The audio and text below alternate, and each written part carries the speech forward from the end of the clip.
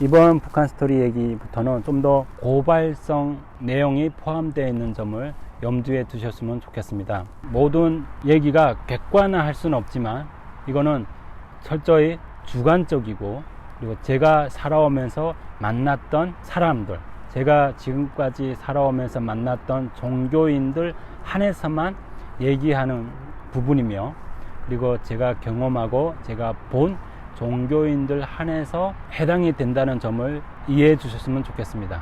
세상에 악하고 진짜 감옥에 가서도 용서가 안 될 만큼 악한 종교인이 있다라는 것을 말씀드리고 싶습니다. 중국에 있을 때 그 사랑의 집에 있으면서 제가 기억하기에는 좀 심각할 정도로 좀 학대를 좀 많이 당했었습니다. 저는 그 목사 때문에 자살을 해야겠다라고 마음을 먹었었던 적이 있는데요. 제가 한 15살 때였는데 그 사랑의 집에서 생활을 하면서 한 사건이 터졌었는데요. 몇몇 탈북자들 받은 선물 중에는 시계가 있었습니다. 그 일본 브랜드 카이시온가 그런 브랜드였는데, 세수를 하기 위해서 이 시계를 벗어놓고 세수를 하고 씻고 나오면서 그 시계를 아마 깜빡하고 나왔나 봐요. 근데 제가 그 형이 나오고 나서 화장실에 갔는데 그 형이 이 시계가 화장실에 그 변기에 있었던 겁니다. 그거를 꺼내 가지고 이거 아무개 형 시계 아닙니까? 라고 했죠. 근데 이 형이 그 시계를 보고 내 시계 맞다 이러는 겁니다. 그래서 저는 갖다 줬죠. 근데 고맙다고 하면 될 거로 저보고 네가 훔쳐서 숨겨뒀지, 그거를 듣고 목사가 네가 그 시계를 훔쳤지 이러는 겁니다. 근데 그 시계 내가 만약에 진짜 시계를 훔쳤다면 끝까지 숨겼겠죠. 근데 그 시계를 찾아서 줬는데 안 믿는 거죠. 내가 화장실에 갔을 때 그 시계를 발견을 했고, 그 시계를 발견을 해서 주니까 한순간에 도둑이가 된 겁니다. 도둑이가 되니까 너무 억울하고 분해서 아니다, 내가 이 시계를 그냥 내가 갔을 때 그 화장실에 변기에 있었을 뿐이다 라고 했습니다. 그랬더니 이 목사가 그럴 일이 없다, 네가 바른 대로 말할 때까지 오늘 맞을 줄 알라 그러는 겁니다. 그 시계를 찾았을 뿐이고 제가 도둑이 된 거죠. 사랑의 집은 사각형 모양으로 이렇게 구려져 있는 레자를 깔려져 있었습니다. 그 4칸을 딱 자리를 하고 거기에 딱 저를 세운 다음에 이 밖으로 벗어 못 나게 하는 겁니다. 그 전기선을 들고 제 종아리를 계속 때리는 겁니다. 저는 아프니까 그 목사가 선을 그어준 그 네모 칸에서 계속 벗어나니까 더 힘껏 때리는 겁니다. 전기선 케이블 있잖아요. 그 케이블로 맞으면 이게 엄청 아프거든요. 강제북송 당했을 때 맞았던 그거보다 더 아픈 거예요. 강제북송 당했을 때 아픈 거는 내가 맞아야지, 내가 잘못했으니까 가지 말라고 하는 불법으로 내가 나라를 배신하고 중국으로 도망갔으니까 어쩌면 내가 맞는 게 당연할지도 모른다라는 무의식 속에 그게 인정하는 부분이 있었기 때문에 아파도 참았었거든요. 이 북한 안전원들은 정해져 있거든요, 때리는 거. 왜냐면 이 많은 사람들이 조사를 해야 되기 때문에 때리는 게 한계가 있거든요. 10개면 10개, 100개면 100개 정해져 있는데, 이 사랑의 집을 운영하고 있는 이 목사는 아까 말했던 것처럼 네가 바른 대로 얘기할 때까지 오늘 밤새도록 너를 패겠다. 그래서 네가 솔직하게 말했을 때만이 너의 맞는 거를 멈출 수 있겠다. 이거를 바로 딱 답을 정해줬잖아요. 그러니까 이게 엄청난 공포가 다가오는 겁니다. 엄청 무섭고. 근데 그 케이블로 때리니까 이게 막 살점이 막 찢어지는 것 같은, 때리는 곳은 장단지가 깊이 파이는 거죠. 10개까지 맞을 동안은 참았거든요. 그 네모난 칸에 벗어나지 않으려고 노력을 하면서 한쪽 다리 들었다 한쪽 다리 들었다 이러면서 계속 막다 보니까 도저히 못 참겠는 거예요. 막 그래서 내가 안 훔쳤는데 훔쳤다고 말했습니다. 그러니까 한 10개 맞고 때리는 거를 멈췄는데, 그때 오는 이렇게 살 수는 없다, 내가 왜 이런 굴욕을 당하면서 안 훔쳤는데 죽을 때까지 맞는 거 싫어서 훔쳤다고 말을 해서 덜 맞는 거, 내 자신이 너무 원망스럽고 미운 겁니다. 그래서 이 사랑의 집이라는 곳이 너무 지옥 같고 이곳에서 막 벗어나고 싶고, 그냥 강제북송이고 나발이고 뭐고 그냥 진짜 연길 한 복판에 돌아다니면서 동냥하다 살다가 그냥 북한으로 돌아갈까?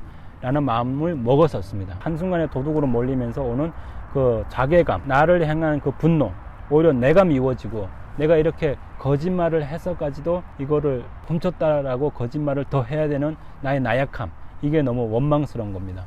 또 한 분은 이런 사건이 있었는데, 왜 나한테만 이런 사건이 터지는 건지는 잘 모르겠는데, 8살 때 아버지가 돌아가시는 거를 직접 눈앞에서 보고 그 영양실조 걸린 상태에서 북한에서 살다가 어쩌다가 부모한테서도 버림을 받고 살다가 이렇게 탈북을 해서 이런 오늘날 이 사랑의 집에서 살아가고 있는 삶이잖아요 지금. 근데 그러다 보니까 4-5번 강제 북송 당하면서 오는 그 트라우마도 어릴 때부터 갖고 있는 상황인 거죠 지금.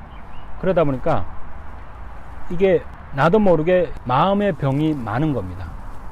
내가 이런 병이 있다라는 거를 저는 20대 초반에 남한에 와서 나한테 이런 병이 있구나 라는 걸 알게 됐는데, 제가 그 사랑의 집에서 살면서 어느 날 갑자기 이 목사 부부가 본인들 그 침실에서 안 자고 거실에서 자고 있었습니다. 제가 방을 이렇게 돌아다녔다고 합니다.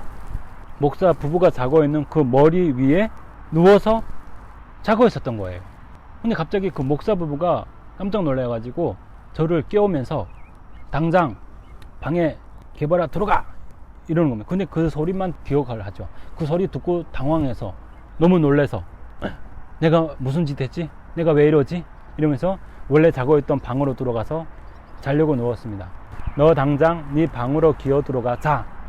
날이 밝으면 내일 보자 라고 하는 그 목사의 말이 너무 두렵고 공포스러운 거예요. 날이 밝으면 어떡하지? 그럼 난 저 목사한테 또 두들겨 맞고 엄청 맞을 텐데 어떻게 해야 되지? 그런 두려움에 사로잡히기 시작했습니다. 방에 들어가니까 나머지 탈북자 형들은 코 골면서 정신없이 자고 있는 거죠. 저는 그 방에 들어가서 가만히 앉아서 여러 가지 생각을 하고 있었습니다. 날이 밝으면 그때 일은 그때 생각하고 지금 자야지 누웠는데 잠이 안 오는 겁니다.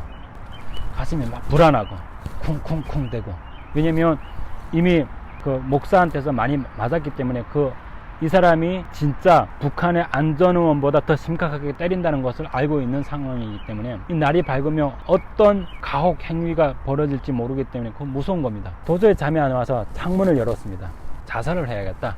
차라리 여기서 뛰어넘어서 죽어버려야겠다. 지금 떨어져 죽으면 내일은 안 오니까 라는 생각으로 창문을 열고 내려다 보고 있었습니다. 근데 좀 어두우니까 그 높이를 가늠할 수 없잖아요. 떨어지는 것도 말처럼 생각과 달리 행동으로 하기까지는 너무 힘들고 고통스러운 겁니다. 그래서 창문을 다시 닫고 다시 누웠습니다. 누워서 한참 생각을 하고 있다 보니까 밖에서 새소리가 나면서 이렇게 날이 서서히 밝아오는 겁니다. 지금이다. 지금 내가 죽어야 할 때다 생각을 하고 창문을 다시 열었습니다. 내려다 보니까 그 7층 높이였는데 그 높이가 되게 끔찍한 거예요. 이거는 사람이 해서는 안 될 행동이다. 차라리 이제 몇 시간 후면 맞을 건데 그냥 맞고, 내가 어떤 일 때문에 어떤 상황이어서 그런 정신 빠진 행동을 했는지는 모르겠지만 그냥 그 목사가 때리면서 나한테 하는 질문대로 그 목사가 원하는 답을 해주는 걸로 그냥 마무리를 지어보자. 어쩌면 내가 할 수 있는 선택이 이거일 거다.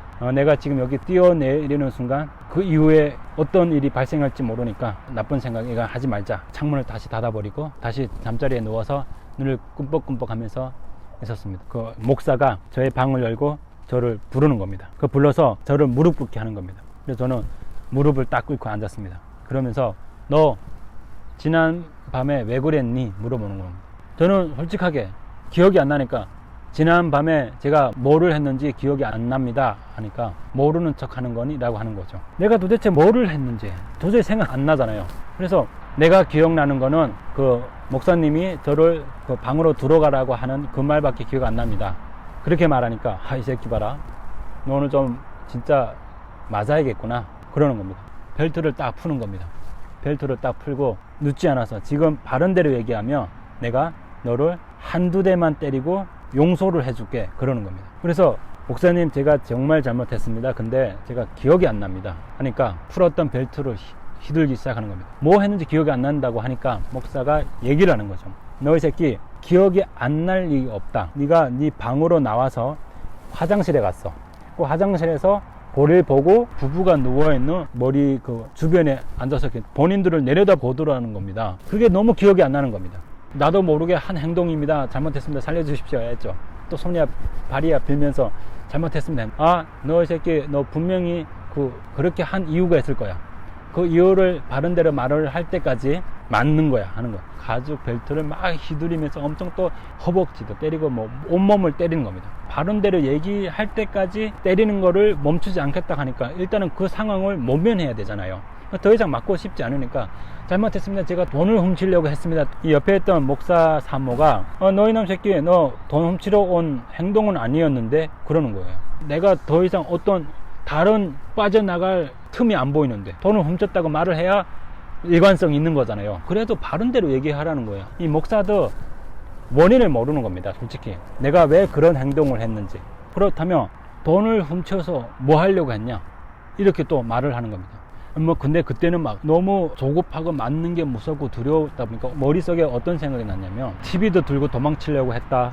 여기 지금 이렇게 큰 CD 플레이어도 다 들고 훔쳐서 도망가려고 했습니다 라고 막 말을 하고 싶은데 이게 말을 하려고 해보니까 TV가 너무 커서 내가 그 키 작은 상태에서 그거를 들고 나가기에는 힘들었고 솔직히 이 부부가 자고 있는데 제가 들고 갈 수도 없는데 이거 말하면 거짓말인 거 알기 때문에 그래서 생각을 하고 한 거가 지갑을 훔치려고 했습니다 라는 말이었거든요. 계속 추궁을 하는데 나는 끊임없이 돈을 훔치려고 여기 왔습니다 라고 했죠. 근데 이 사람이 이 목사가 그 말을 안 믿고 계속 바른 말을 하라고 하면서 2000년도 따거다라는 핸드폰이 있거든. 따거다. 지금 핸드폰은 이렇게 생겼잖아요. 근데 옛날 그 중국의 그 목사가 쓰던 핸드폰은 완전 무전기처럼 생기고 까만색에 이게 여기에 이렇게 안테나가 달려 있는 거였거든요. 600g 되는 무게 되는 핸드폰을 던진 겁니다. 던졌는데 제 맨상에 맞았거든요. 근데 그때 코가 부러지면서 코피가 멈추지 않고 계속 흐르는 거예요. 그 옆에 있던 그 누나들이 와서 저 머리를 적셔서 피를 멈추게 하기 위해서 하는데 이게 피가 너무 많이 흐르니까 역류해서 안으로 들어가면서 입안으로 막 쏟아지는 거예요. 근데 그렇게까지 했어야만 하냐. 내가 그 상황에 왔을 때 내가 이렇게는 도저히 살 수 없겠다. 이곳에서는 진짜 이렇게 더 이상 살 수 없다 라는 생각을 가졌습니다. 유일한 내 혈육이면서 유일하게 나의 정신적 의지할 수 있는 형이 있는 이 사랑의 집이라고 할지라도 내가 어쩌면 떠나야겠다라는 마음을 먹습니다. 더 이상 이렇게 이유 없는 학대, 내가 하지도 않는 억울한 폭행은 당해서는 안 되겠다. 차라리 굶어 죽더라도 북한으로 다시 돌아가야겠다. 그때 사랑의 집에 있으면서 내가 왜 그런 행동을 했지? 분명히 이 목사 부부도 내가 그런 이상한 행동을 한 거를 알고 있는데 분명히 뭔가를 훔치려고 한 것 아니라는 거를 알고 있었는데 내가 뭐 훔치러 왔다 하니까 뭐 그렇게 넘어간 부분인데 내가 기도를 너무 많이 해서 귀신이 들렸었나? 라는 생각도 했었거든요. 내가 그때 귀신이 들렸나 보다. 귀신이 내 몸을 조종했구나 라는 생각을 했었습니다. 근데 그게 나중에 한국에 와서 생각해 보니까 몽유병이었습니다. 그 목사가 말하는 거는 잠에 취한 사람 같지 않고 완전히 정신이 말짱한 사람처럼 행동을 했는데 깨어있는 사람처럼 행동하는 게 몽유병인 거죠. 근데 자기가 어떤 행동을 하고 있는지 기억을 다음날은 못하는 거죠. 그거를 했는데 기독교인이고 그리고 착한 일을 한다고 모든 선교사들한테 칭송받고 영웅칙을 받는 이 사람들이 그 어린애가 왜 이런 행동을 했을까 뭔가를 찾아보고 인터넷도 한다는 사람들이 핸드폰도 있고 주변에 아는 사람이 있고 하면 물어볼 수 있는데 안 물어보고 무조건 네가 이상하고 네가 뭔가를 나쁜 행동을 하려고 라고 단정을 지어서 하다 보니까 그냥 무턱대고 손찌검하고 폭행하고 폭력을 휘두르는 겁니다. 근데 내가 알고 보니까 그게 정신병도 아니고 귀신 들린 것도 아니고 그 불안정한 삶에서 그 트라우마와 그 심신이 약한 상태에서 살던 삶이 그게 나한테 있는 몽유병이었던 거죠. 오늘도 저의 얘기를 들어주셔서 고맙습니다. 다음 영상은 이 목사가 탈북 여성들한테 가하는 인간으로서 해서는 안 될 행동, 약자이면서 불법 체류자로 살아가고 있는 불쌍한 탈북자 여성들에게 행하는 가혹하고 악랄한 짓을 대해서 고발 영상을 찍으려고 합니다. 종교인이면서 더더욱 목사라면 기본적으로 도덕과 윤리적인 목사라는 사람이 해서는 안 되는 이런 몹쓸짓에 대해서 다음 영상에서 얘기하도록 하겠습니다. 그러면 다음 영상에서 뵙겠습니다. 감사합니다.